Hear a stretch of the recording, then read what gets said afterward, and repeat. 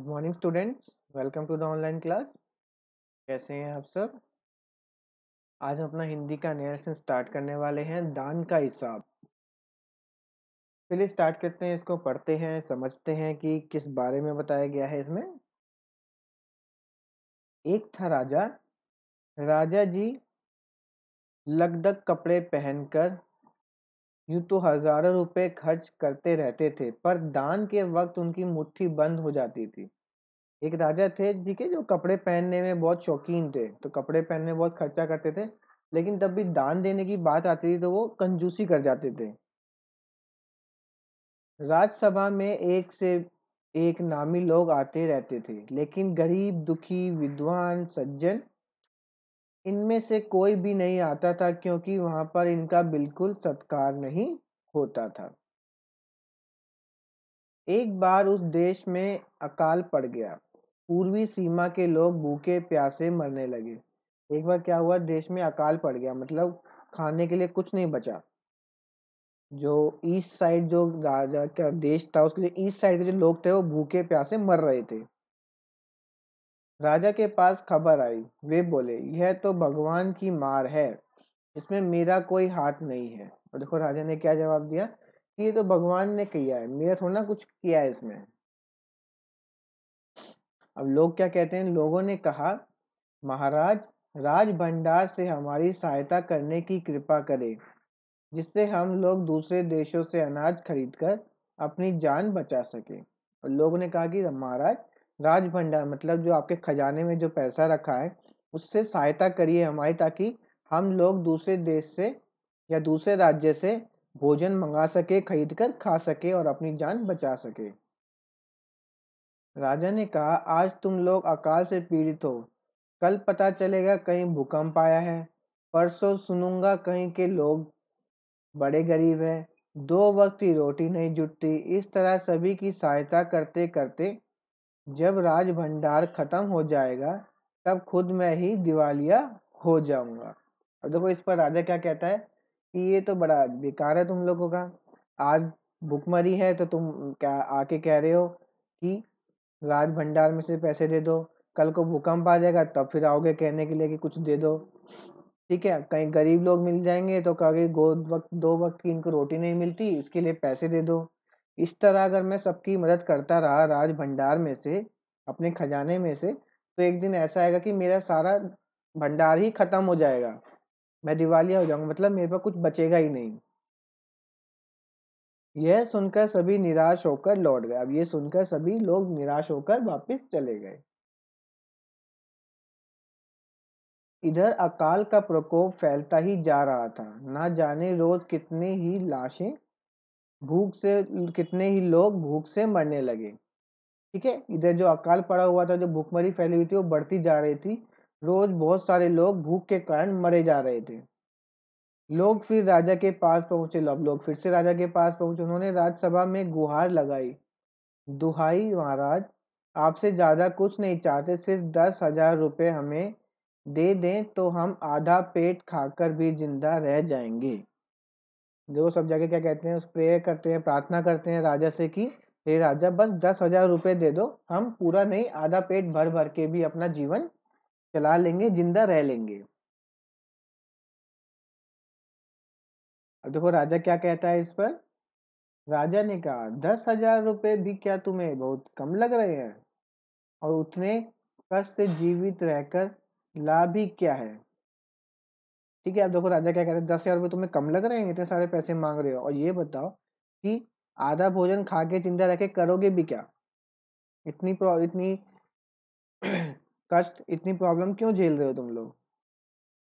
एक व्यक्ति ने कहा, भगवान की कृपा से लाखों रुपए राजकोष में मौजूद हैं, जैसे धन का सागर हो। उसमें से एक आधा लोटा ले लेने से महाराज का क्या नुकसान हो जाएगा? और उसमें से देखो एक आदमी क्या कहता है कि आपका जो राजकोष है वो तो भरा पड़ा है, जो समुद्र में पानी भरा पड़ा है। अब समुद्र में से एक लोटा अगर पानी निकाल लो तो क्या समुद्र में पानी कम पड़ जाएगा? नहीं पड़ेगा। उसी तरह से वो आदमी कहता है कि आपके पास भी जो राजकोष है, खजाना है, भरा पड़ा है, उसमें से अगर थोड़ा सा हम निकाल भी लेंगे तो आपको क्या नुकसान होगा?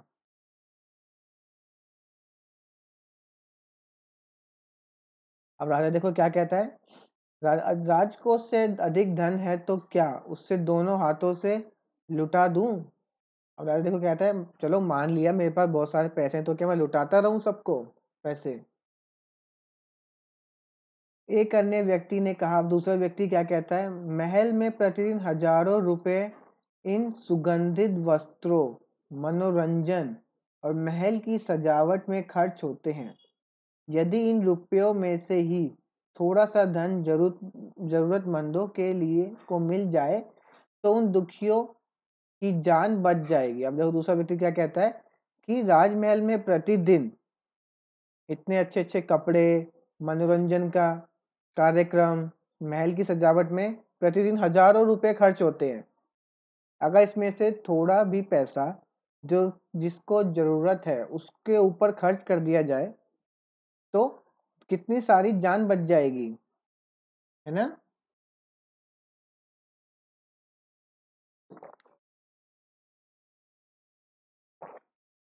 यह सुनकर राजा को क्रोध आ गया। तो ये बात सुन के राजा को क्रोध आ गया, गुस्सा आ गया उसे।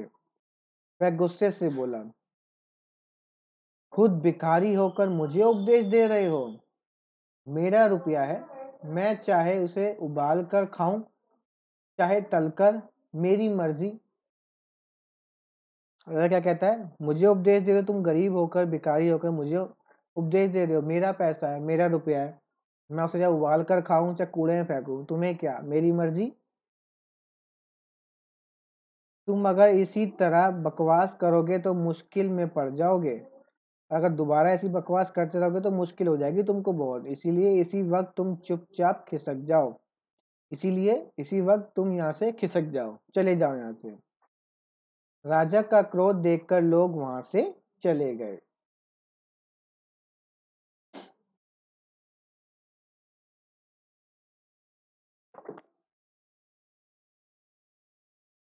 अब देखो आगे क्या होता है। राजा हंसते हुए बोला। अब उनके जाने के बाद राजा हंसते हुए क्या कहता है, छोटे मुंह बड़ी बात, अगर 100-2 रुपए होते तो एक बार सोच भी सकता था। पहरेदारों की खुराक 2-4 दिन कम कर देता और यह रकम पूरी भी हो जाती। अब तो राजा क्या कहता है, छोटे मुंह बड़ी बात, अगर ये लोग जो आए थे 100-200 रुपए मांगते तो सोचता भी देने के लिए, एक दिन पहरेदारों को खाना पीना कम खिला देता, वहीं बराबर पड़ जाता। मगर 100-200 से इन लोगों का पेट नहीं भरेगा।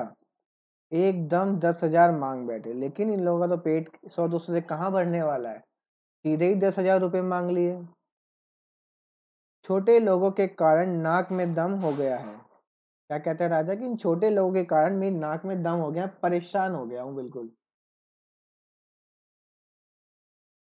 यह सुनकर वहां उपस्थित लोग हाँ हूं कहकर रह गए, मगर मन ही मन उन्होंने भी सोचा, राजा ने यह ठीक नहीं किया। अब यह सुनकर, क्योंकि राजा था, राजा कह रहा है तो उसको मना तो कर नहीं सकते, लेकिन मन में सबके था कि राजा ने ये सब गलत किया है। जरूरतमंदों की सहायता करना तो राजा का कर्तव्य होता है।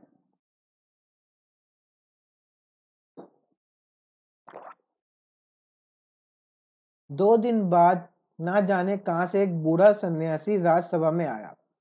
अब 2 दिन बाद पता नहीं कहां से एक बूढ़ा सन्यासी राजा की राजसभा में आता है। उसने राजा को आशीर्वाद देते हुए कहा, दाता कर्ण महाराज, बड़ी दूर से आपकी प्रसिद्धि सुनकर आया हूँ, सन्यासी की इच्छा भी पूरी कर दें। अब वो सन्यासी क्या कहता है कि हे दाता कर्ण महाराज, हे दानवीर महाराज, बड़ी दूर दूर तक आपकी प्रशंसा सुनी है, सन्यासी की इच्छा पूरी कर दो। अपनी प्रशंसा सुनकर राजा बोला, जरा पता तो चले तुम्हें क्या चाहिए, यदि थोड़ा कम मांगो तो शायद मिल भी जाए। राजा अपनी प्रशंसा सुनकर खुश हो जाता है और कहता है कि चलो बताओ तुम्हें क्या चाहिए, अगर थोड़ा बहुत मांगोगे तो मैं दे भी दूं शायद।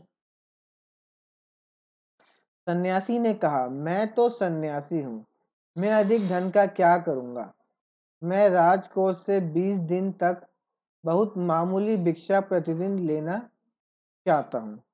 अब वो क्या कहता है कि मैं 20 दिन तक राजकोष में से, जो खजाना है उसमें से प्रतिदिन रोज थोड़ी थोड़ी भिक्षा भीख लेना चाहता हूं बस। ठीक है। मेरे भिक्षा लेने का नियम इस प्रकार है, मैं पहले दिन जो लेता हूं दूसरे दिन उसका दोगुना, फिर तीसरे दिन उसका दुगना, चौथे दिन तीसरे दिन का दुगना, इसी तरह से प्रतिदिन दुगना लेता जाता हूं। भिक्षा लेने का मेरा यही तरीका है। अब देखो सन्यासी ने क्या बोला कि मैं 20 दिन तक तुम्हारे राजकोष में से भिक्षा लूंगा। और मेरा भिक्षा लेने का रूल क्या है कि मैं जो पहले दिन लूंगा अगले दिन उसका डबल लूंगा, 2 गुना लूंगा। अब जो मैं दूसरे दिन लूंगा, जो मैंने पहले दिन लिया था उसका डबल लूंगा। तीसरे दिन जो मैं दूसरे दिन लिया था उसका डबल लूंगा।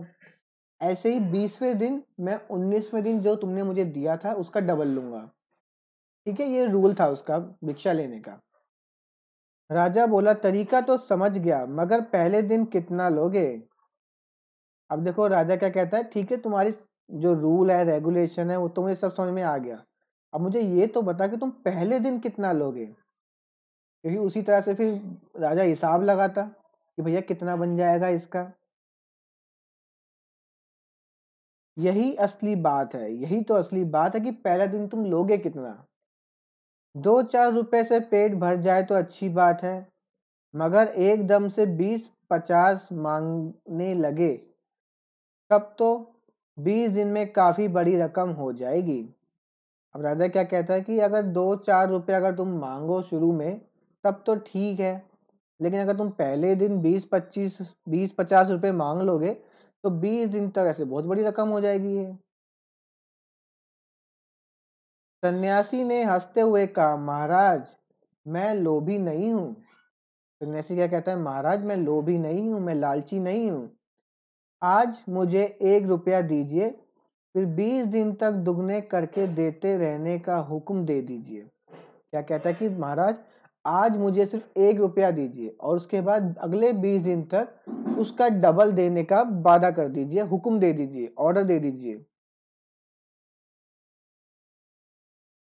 यह सुनकर राजा, मंत्री और दरबारी सभी की जान में जान आई। सभी की जान में जान आई क्यों? क्योंकि उनको लग रहा था कहीं 20-50 रुपए ना मांग ले पहले दिन ही है, लेकिन उसने क्या मांगा, सिर्फ 1 रुपया। ये सुनकर उनको थोड़ा अच्छा लगा कि हाँ थोड़ा कम पैसे मांग रहा है ये पहले दिन। राजा ने हुक्म दे दिया कि सन्यासी के कहे अनुसार 20 दिन तक राजकोष से उन्हें भिक्षा दी जाती रहे। सन्यासी राजा की जय जयकार करते हुए घर लौट गया। और सन्यासी राजा की जय जयकार जय हो करते हुए घर वापस आ गया।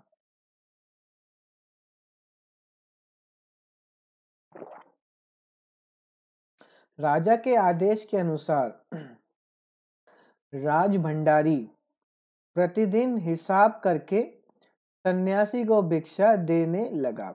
अब देखो राजा का ऑर्डर था कि जो नियम तय हुआ है उसके अकॉर्डिंग इस सन्यासी को प्रतिदिन भिक्षा देनी है। और राज भंडारी जो था, जो कि उस खजाने का रखवाला था, जो कि हिसाब किताब रखता था, उसने प्रतिदिन उसी के हिसाब से पैसा देना शुरू कर दिया। इस तरह 2 दिन बीते, 10 दिन बीते, 2 सप्ताह तक भिक्षा देने के बाद भंडारी ने हिसाब करके देखा कि दान में काफी धन निकला जा रहा है। अब 1 दिन बीता, 2 दिन बीते, 10 दिन, 2 हफ्ते बीत गए। और फिर जो वहां पे जो उसका खजाने का रखवाला होता है वो देखता है कि ऐसे करते करते तो बहुत सारा पैसा जा रहा है तो दान में। यह देखकर उन्हें उलझन महसूस होने लगी। अब वो थोड़ा कंफ्यूज हो गया। महाराज तो कभी किसी को इतना दान नहीं देते थे। उसने यह बात मंत्री को बताई। अब उसने क्या बोला कि महाराज तो कभी इतना दान देते नहीं थे, इतना दान कैसे जा रहा है बाहर। क्योंकि महाराज तो लालची है, कंजूस है। तो फिर उसने ये बात मंत्री को बताई कि पैसे बहुत ज्यादा जा रहे हैं। मंत्री ने कुछ सोचते हुए कहा, वाकई यह बात तो पहले ध्यान में ही नहीं आई थी, मगर अब कोई उपाय भी नहीं है। महाराज का हुक्म बदलना नहीं जा सकता। अब देखो मंत्री क्या कहता है कि हाँ वाकई सच में धन तो बहुत ज्यादा जा रहा है, ये बात तो हमने पहले सोची नहीं, लेकिन अब महाराज का हुक्म है तो उसे बदला भी नहीं जा सकता। उसके बाद फिर कुछ दिन बीते। भंडारी फिर हड़बड़ाता हुआ मंत्री के पास पूरा हिसाब लेकर आ गया। अब देखो कुछ दिन बीतने के बाद सारा हिसाब किताब लेके वो मंत्री के पास आ गया कि कितना पैसा दान में गया। हिसाब देखकर मंत्री का चेहरा फीका पड़ गया। अब जैसे ही मंत्री ने हिसाब देखा तो उसके होश उड़ गए। क्यों? क्योंकि पैसा बहुत ज्यादा चला गया। वह अपना पसीना पोंछकर सिर झुक खुजलाकर दाढ़ी में हाथ फेरते हुए बोला, ये क्या कह रहे हो?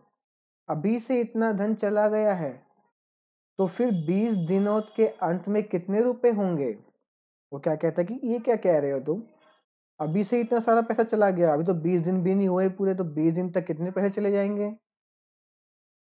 भंडारी बोला, जी पूरा हिसाब तो नहीं किया है। मंत्री ने कहा, तो तुरंत बैठकर अभी पूरा हिसाब करो।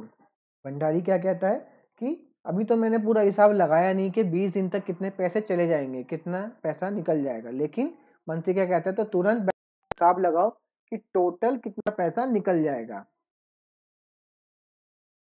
भंडारी हिसाब करने बैठ गया।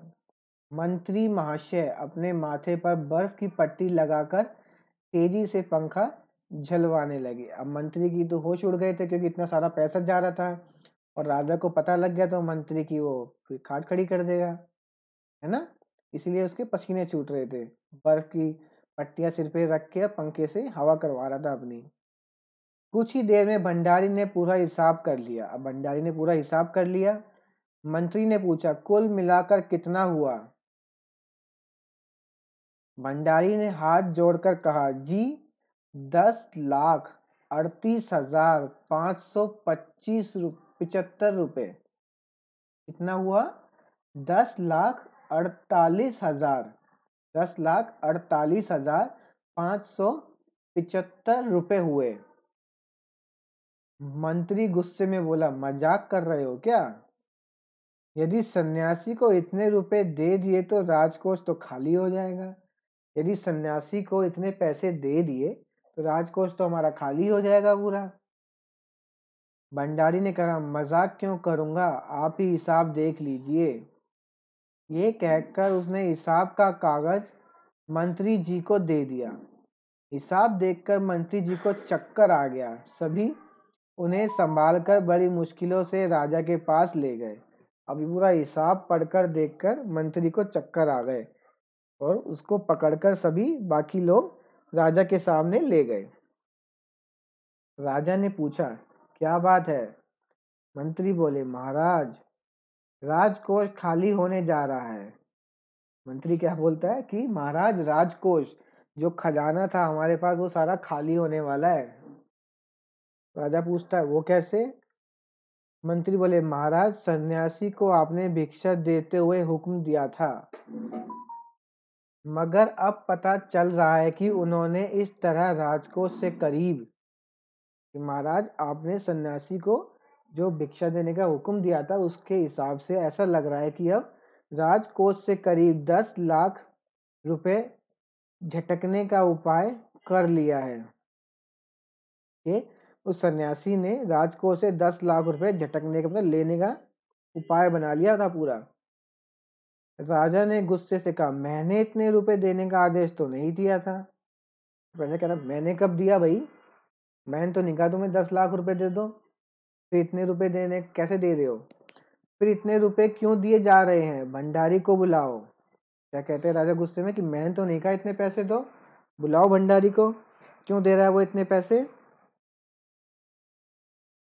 मंत्री ने कहा, जी सब कुछ आपके हुक्म के अनुसार ही हुआ है, आप खुद ही दान का हिसाब देख लीजिए। अब क्या कहता है कि जी सब कुछ जो है वो आपके हुक्म के अनुसार हो रहा है। आपने ही कहा था कि प्रतिदिन इस भिखारी को और सन्यासी को अगले दिन जो आज देंगे उसका डबल देना है, तो उस हिसाब से हिसाब के अनुसार ही सब कुछ दिया जा रहा है।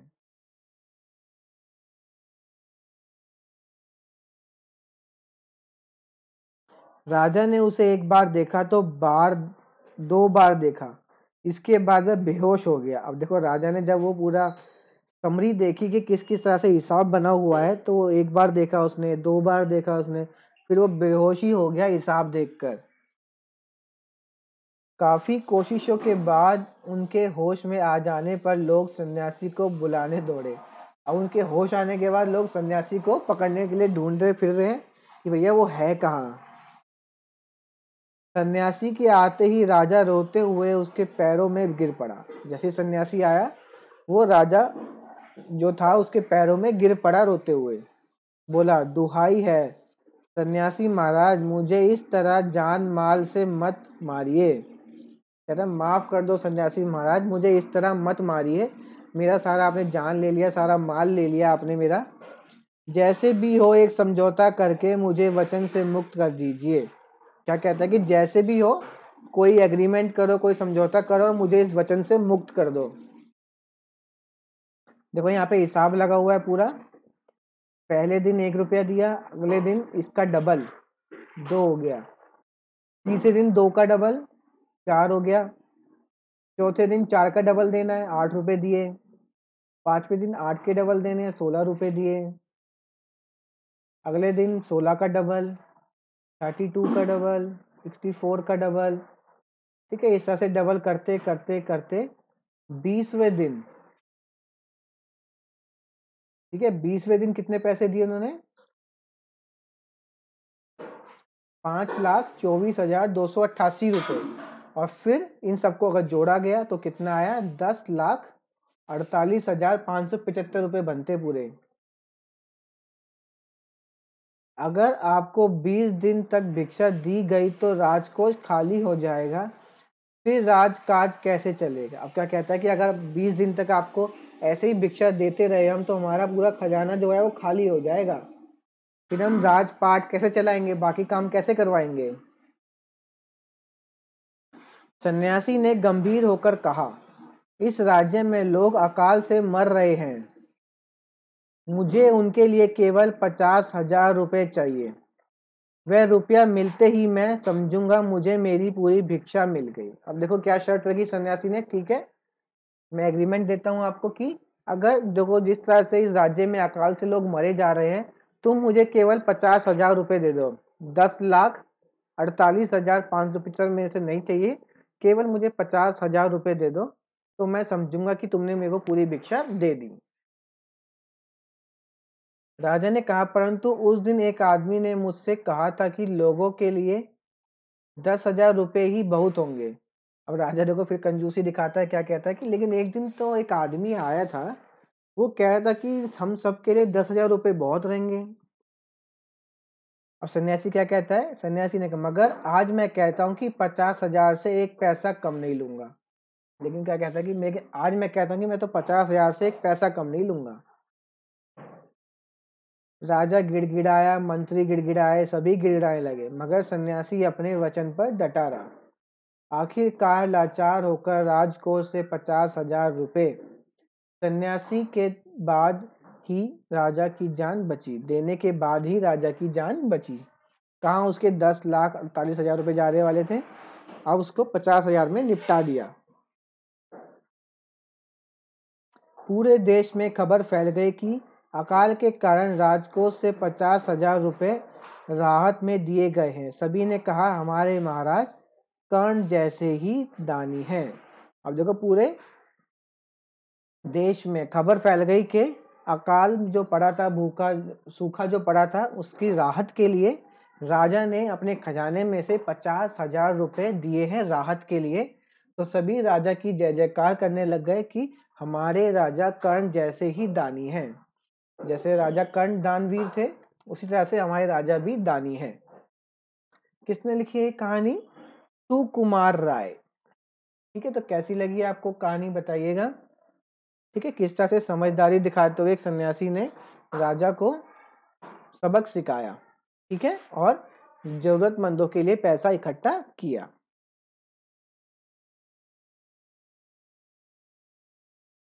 राजा किसी को भी दान क्यों नहीं देना चाहता था? बताइए, राजा किसी को भी दान क्यों नहीं देना चाहता था?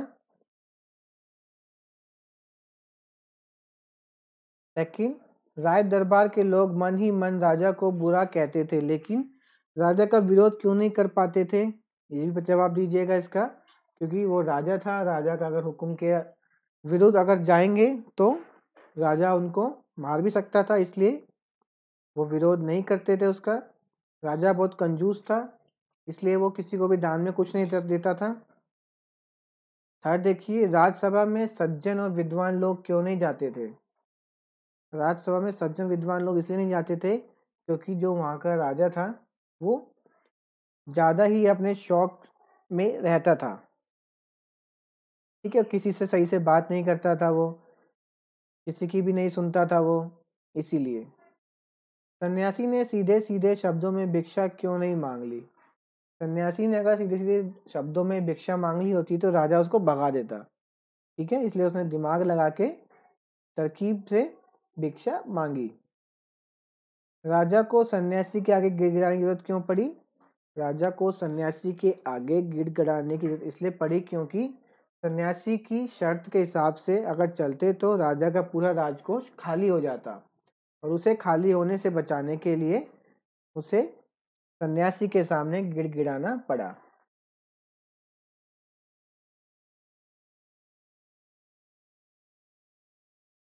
ठीक है, इनको अपने अंदाज में पढ़िएगा इन वाक्यों को।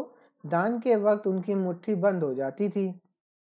हिसाब देखकर मंत्री का चेहरा फीका पड़ गया। सन्यासी की बात सुनकर सभी की जान में जान आई। लाखों रुपए राजकोष में मौजूद हैं, जैसे धन का सागर हो। कभी कभी कुछ इलाकों में बारिश बिल्कुल भी नहीं होती, नदी नाले तालाब सब सूख जाते हैं, फसलों के लिए पानी नहीं मिलता, खेत सूख जाते हैं, पशु पक्षी जानवर लोग भूखे मरने लगते हैं। ऐसे समय में वह वहां रहने वाले लोगों की मदद की जरूरत होती है। तुम भी लोगों की मदद जरूर कर सकते हो। सोचकर बताओ कि तुम अकाल में परेशान लोगों की मदद कैसे करोगे? तो किस तरह मदद करोगे? उन तक खाना पहुंचाओगे, जरूरत की सामग्रियां पहुंचाओगे, सरकार जो राहत अभियान चलाती है उसमें सहयोग करोगे। ठीक है, इस तरह से आप अपनी मदद उन लोगों तक पहुंचा सकते हो।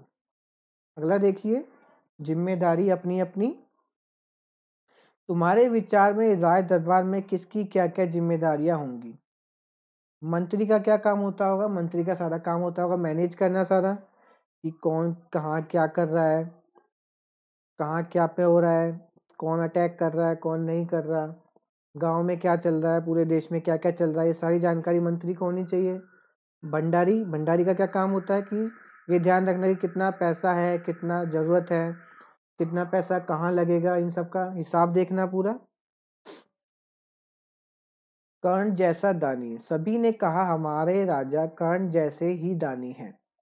पता करो कि कर्ण कौन थे? कर्ण कौन थे? महाभारत में कर्ण कौन थे? कुंती के पुत्र थे बड़े।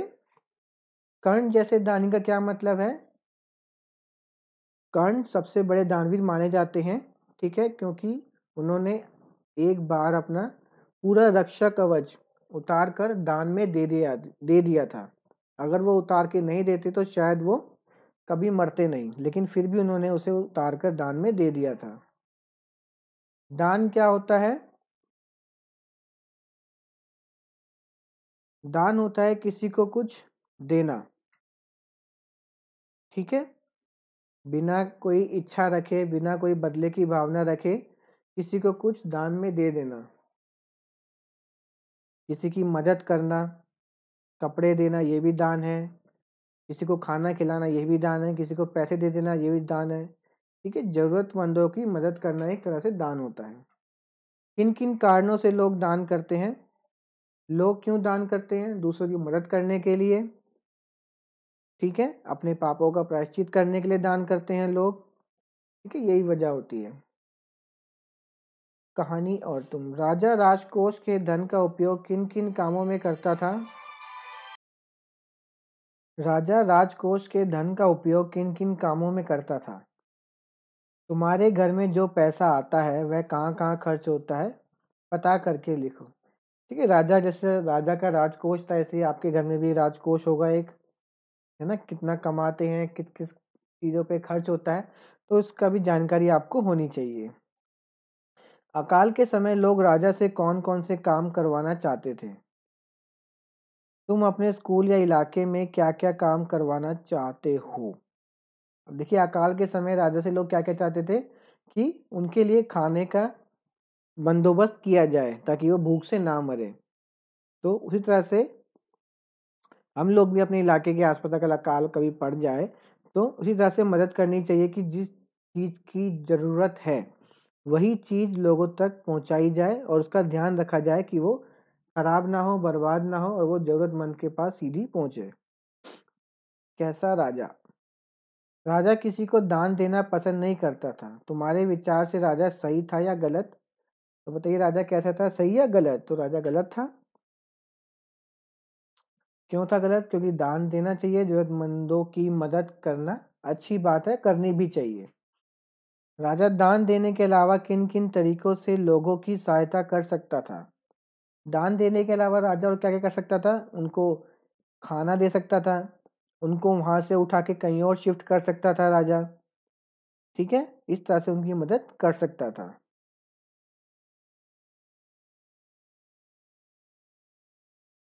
पूर्वी सीमा के लोग भूखे प्यासे मरने लगे। पूर्व शब्द के दो अर्थ हैं। पूर्व एक दिशा, पूर्व पहले। अब देखिए, पूर्व जो शब्द है इसके दो मतलब होते हैं। एक पूर्व का मतलब होता है पहले का और एक पूर्व का मतलब होता है डायरेक्शन होती है, ईस्ट डायरेक्शन। नीचे ऐसे ही कुछ और शब्द दिए गए हैं जिनके दो दो अर्थ हैं। इनका प्रयोग करते हुए दो दो वाक्य बनाओ। ठीक है, देखिए, जल। एक जल का मतलब क्या होता है? पानी। दूसरे जल का क्या मतलब होता है? तो सबसे पहले है जल। जल का क्या बना सकते हैं हम? पानी वाला जल। जल ही जीवन है। ठीक है, दूसरा वाक्य क्या हो सकता है जल का? कि सब्जी जल गई। ठीक है, दूसरा देखिए, मन। एक मन का मतलब होता है हमारा माइंड और दूसरे मन का मतलब होता है कि तौल, मेजरमेंट, नापना। ठीक है, हमें अपना मन साफ रखना चाहिए। दूसरा मन का क्या मतलब है? कि तौल कर बताओ कि इस बारे में कितना मन चावल है। अब देखिए, मगर। एक मगर का मतलब होता है लेकिन, और एक मगर का मतलब होता है मगरमच्छ। ठीक है, वह आया मगर तुरंत चला गया।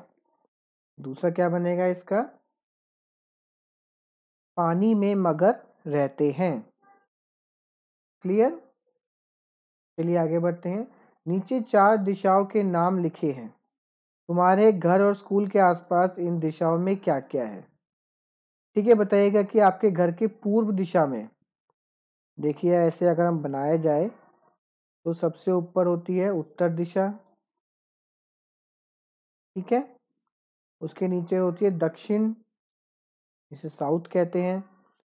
राइट साइड में होती है ईस्ट, जिसे पूर्वी दिशा कहते हैं। और लेफ्ट साइड में होती है पश्चिम।